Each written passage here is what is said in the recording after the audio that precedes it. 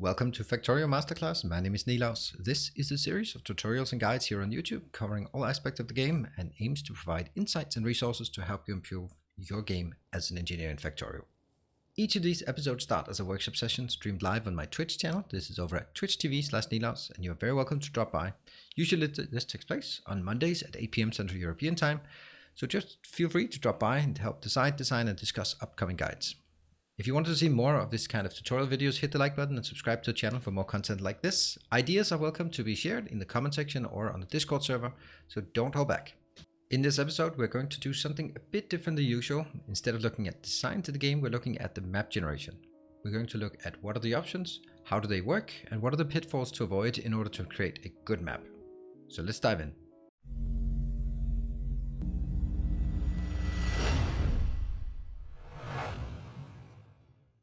In this video, we'll be going through the default, the presets, and the tabs here: resources, terrain, enemy, advanced. And then we're going to generate some maps, and I'll be applying some principles about what would make a good map so that you can create a perfect map to start your 1.0 Factorio launch adventures on.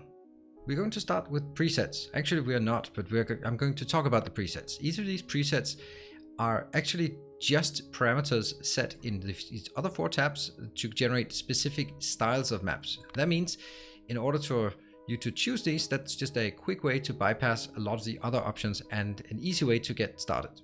Such as, do you want the default map? Do you want rich resources, marathon? And then you kind of imply, what does that mean? That would be nice with the tagline here. Basically, we can go through what they are. Default is, well, the default experience. Rich resources has more resources, so that you need to expand less. Marathon means that everything just takes longer time to build. You need more resources for science. Death World is cranking up the biters to another level, making it very difficult to survive. Death World Marathon combine the two above so that you are working, your tech is slower and also the biters are more aggressive. Rail World, there will be longer between expansion sites, but they will be richer, and biters will be less aggressive. Ribbon World slims down the world to only a certain size and height, so that you have a lot less space to constrain on. And Island is, well, positioning the whole thing on an island. So if you want to do the simple thing, choose one of these, choose the default to start with. But I think that even with these presets, there are some things I think we should go into. So let's go through each of these tabs and I'll provide my insights on what to do and what to avoid. Let's naturally start with resources. We can look at the different presets. If we look at the default, obviously everything is set to default, but if you go to rich resources, you can see that the richness increases. Richness means that how much each tile of resource, how much is in there. Also, if we look at the rail world, you can see the frequency is going down. That means fewer patches, but they are bigger, but they're not actually richer. So they're really big patches. This is very nice. So when you go out with a train far away, you want to see a big patch every time you go out there, because you're going to build train lines everywhere. And go back to the default settings.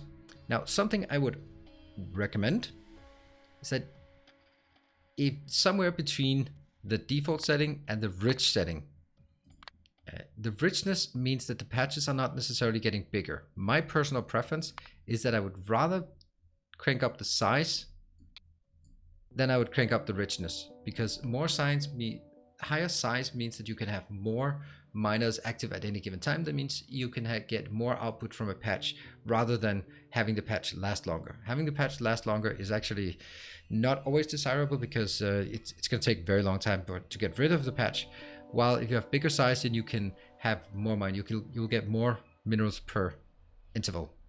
Now, I'm scaling up iron and copper. Yes, I wouldn't scale up stone and coal because you don't really need it. Uranium, well, I would actually, in a normal map, I wouldn't want so much uranium. No matter what you do, you're always going to end up with way more uranium than you need. And I would just take that down. You really don't need much uranium, but when we generate the map, you want to check that there is uranium. Crude oil, well, if you want some default, some nicer map. So if you want a nicer map, I would do something like this. It's a better version of the default, in my opinion. You get more iron, more copper. Those are the main ingredients.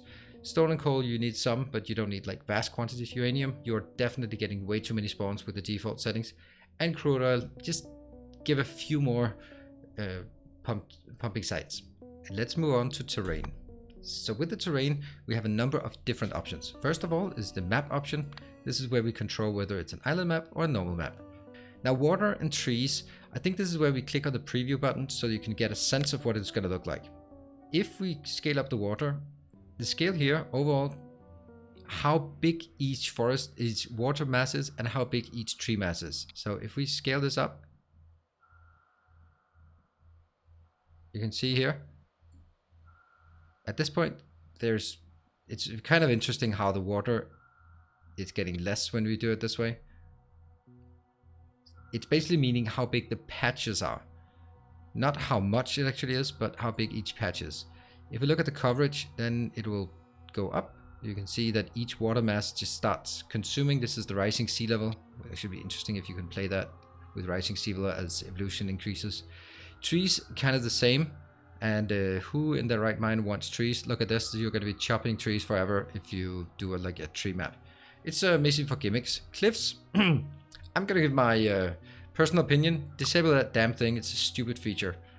I have no interest in cliffs. What cliffs do is they are just adding nuisances that you can't build on. It's constraining where you can build, what you can do. If you want to be cute about it, you can also use it for defensive perimeters because biters can't cross them. They get stuck on the pathing here. So you can use it to form like big defensive perimeters, but it's really annoying if you like building nice structure bases. So I would say for beginners and anyone who wants to enjoy the fun of the game, take the cliffs off. They're not fun. Moisture.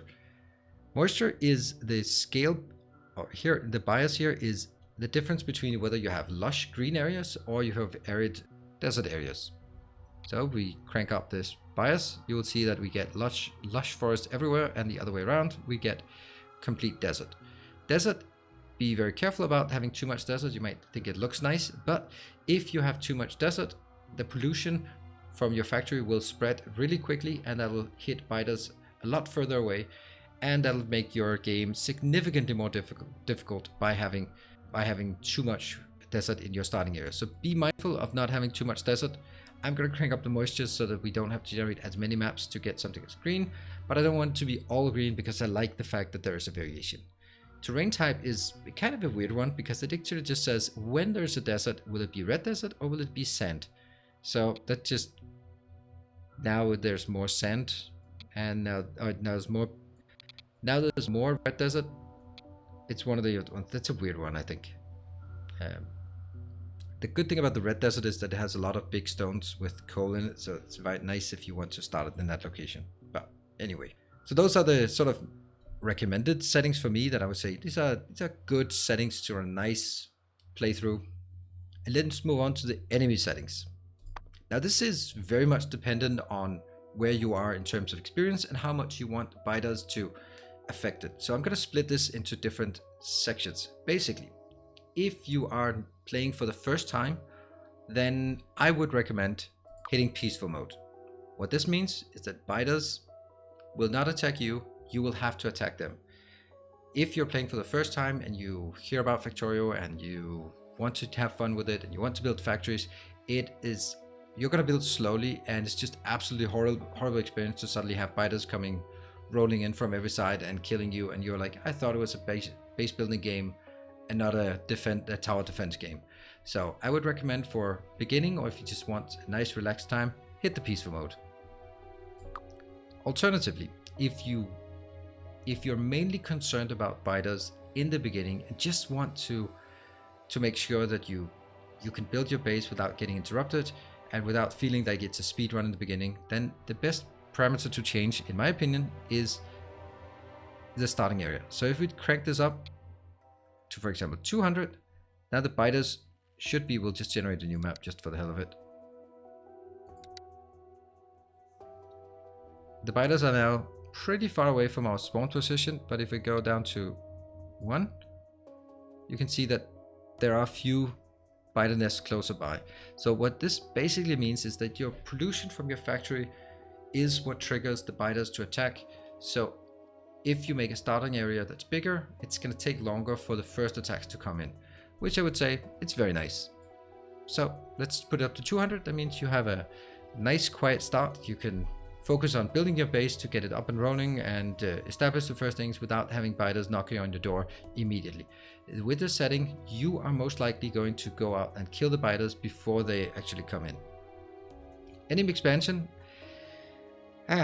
This is actually my best method of mitigating the annoyance of biters. See, the thing with biters is that as you progress into the base and you launch rockets and you go really far in, you go like, let's say 50 hours plus into a game, biters are no longer a threat to your base. They're just a nuisance, and you're going to end up killing them again and again and again and again. And you clear space and then they come back and expand to that space. So you're ending up killing the same biters again and again.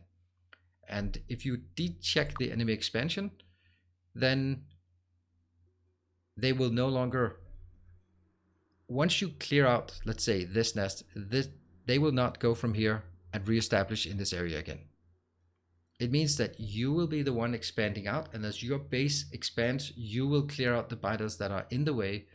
The nests here will grow bigger and more dangerous, but they will not start going back into areas that you have already cleared. This is really makes it really nice. For example, when you establish artillery, you know that you clear an area and then it's clear.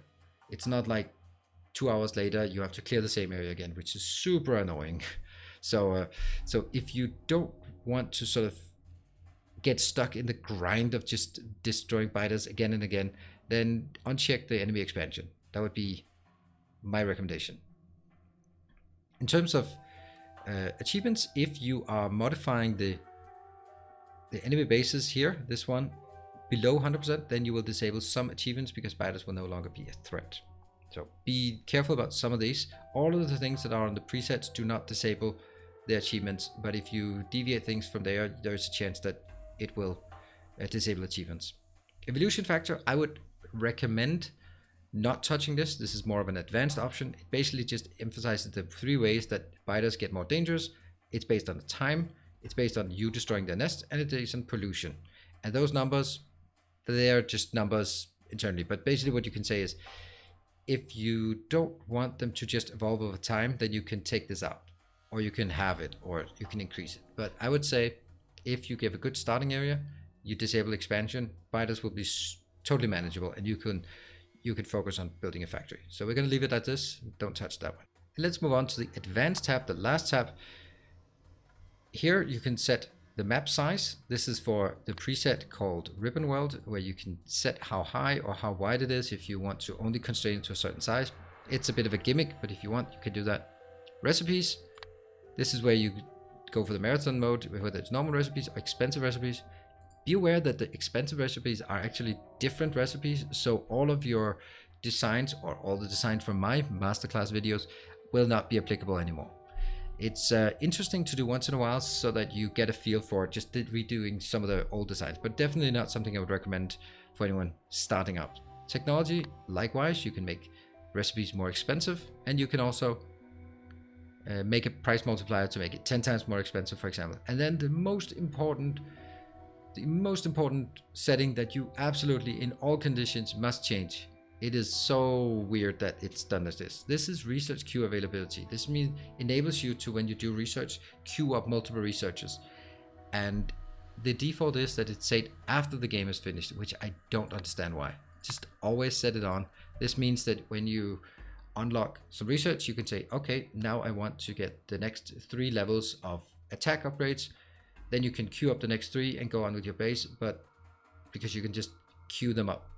But by default, somehow it doesn't want you to do that. It needs you to, every time a science completes, the science production stops and you have to manually go in and queue up the next one. I don't understand it, and therefore I would say always, always, always set it to always. There we go. Pollution factor. This is how much pollution is spreading from your base. I would definitely just leave them. I don't think I've ever done anything significant with these settings. I don't think they are particularly relevant to change. You can do it, but it's certainly under the advanced functionality. Now, what happens with all these settings? Generating these settings and just generating the first map possible is not going to give you a good map. There are a lot of random factors in it, so you need some methods to determine what is a good map and what is a good and not a good map. And this is something I'll helping you with. But first, I just want to take a second to thank all the patrons who are supporting the channel. Without the patrons supporting the channel, this wouldn't be possible for me to continue to do this the way I do it. So thank you very much to all the patrons. There's of course no obligation or anything like that. There's no gated content in terms of patronage. So all the stuff I do here on YouTube is available to everyone, but I'm hoping that there will be a certain small percentage who choose to support the work I do here. And for that, I am very grateful. Thank you. So what makes a good map? Well, you can see up here, we have opportunity to do random seeds, and I'm going to go through this. This is a bit of a unscripted thing. So I'm going to go through some of the priorities that I will go through when looking at a good map, and we can list them on the screen to go through it. First of all, the first thing you want to check is, do I have a good iron in my starter base? So for example, if we're looking at this one as our starter base, this iron patch is big for a starter base. So I would say, yes, that's good. But you can also get into positions where you would say, the iron is actually the smaller of the patches. For example, if the iron was the small one and the stone is the big one, not a good map. And the second priority I would look at is, are the patches overlapping? This is not a deal breaker, but for example, if you have patches like this, where the iron and the stone are next to each other, where the stone is sort of embedded into the iron, it's just going to be really annoying when you do the miner setups that you have to filter all the content of the mines. So I would say, no, let's generate another map. This one has the same problem, so keep rolling. Keep rolling. Keep rolling. That seems to be very common. There we go. Iron is larger patch. None of them are overlapping. So far, that looks good. If you have cliffs, make sure that the cliffs do not cross through some of your main patches. It can go through some stone or some coal here, that's okay. But definitely don't run it through your iron or copper lines, because you need to get the full extent of the copper lines out. Then the next question is, where is your first oil patch? Well, that's up there or down there. That's way too far away in my opinion, because that means you can only do red and green signs, and then you have to expand out here, which is actually pretty far away, and you have to defend that area. So I would re-roll again. There's a little oil patch here, don't like it. We'll re-roll, and now we look for oil patches that are somewhat nearby. See, that one I like. This is a good one. We have a nice big iron patch, they are not overlapping, and there's some oil pretty close. Next one I would consider is, where is the first expansion of iron beyond your starter base? Because if the first expansion of iron is all the way out here, the reason why I'm focusing on iron and not on copper is because you need a lot of belts to build the starter base. And belts require irons, and you need bullets, so that's iron as well. So iron is going to be used in the beginning way more than copper. So focus on iron first, also for the steel. So here, and the first iron expansion is out here. That looks very good. You also have one out here and here. So I'd say this is great in terms of iron expansion. So the next one is it close to water, but there's not too much water? Well, we have this little pond here, which will be our starter pond. You always have that, but where's the other water? I would say, yeah, you have water nearby, but it's not sort of constraining us. If we're looking at a bus setup, then you could say, well, it could probably be in this area, or it could be in this area. So definitely you have options to build it without sort of overlapping on patches. Uranium, I have this rule that you must be able to see uranium on this preview screen. Otherwise, it's not a good map. And we have uranium. You don't need more than a single patch. But if this was outside of this area, that meant you would actually have to expand really far out in order to even tap the first uranium. This one, totally manageable, really accessible. So that's also passing on that one. Trees, also just worth noting. If, for example, we had this dense forest right on top of our iron facility, well, I wouldn't like it, because that means that even to tap the iron, you'd have to spend like 30 minutes just chopping trees. I don't find that fun. So I would be careful about that. And the last priority I would have is check a look at the desert. Is this in the middle of the desert? No, it is not. Do we have sort of vast swaths of land that are desert nearby? No, not really. But on the other hand, we also have some desert, so we're going to get some variety in setup. This actually turns out to be quite a good map according to my priorities. Let's just go through them. Good starter iron, no overlapping patches, no cliffs because we disabled them. There's nearby oil. The first expansion of iron is close by. Uranium is on the preview screen. Not too many trees overlapping your patches. We have a nice big area here without trees, so that's good. And it's close to water. and the desert is not overwhelming, but there is a bit of desert. There you go. This is a good map. I will share this map exchange stream, which you have here. I'll share this in the link in the description below. So you can actually, if you want to play on this specific map, you can just load it, which basically means you go click this one, import it, take the string that we just copied and put it back in here. And then you will have exactly the same map. Whew, that was lucky. So there you have it. This is the end of the tutorial on map generation. We've been going through all of the different settings in order to manipulate the map generation. I've given my inputs on which parameter to change from the default presets. And also I have given you the conditions in order to determine whether a random generated map is a good map for you to generate a good playthrough. So if you like this video, make sure you hit the like button and share some comments about something I maybe have missed in the comment section below. And if you feel like it, then I'd be happy if you want to subscribe to the channel. I noticed that it is less than half of the viewers on the channel who are actually subscribed, and hey, I wouldn't mind having twice as many subscribers on the channel. And if you want to be part of the design process for these kind of sessions, then head on over to Twitch. I'm streaming live on Twitch most evenings actually. I'm streaming, the address is twitch.tv/Nilaus. I'm streaming on Mondays. I'm streaming these workshop sessions on Tuesday, Thursdays, and Sundays. I am streaming a Let's Play. That's a different one than the one we have out here on YouTube. So do come on by and say hi. Most people who do that actually find it to be quite enjoyable to yell at me in real time. And with that, thank you very much for watching. Hope to see you again, either here on YouTube, on Twitch, or on the Discord server. Until next time, take care and stay effective.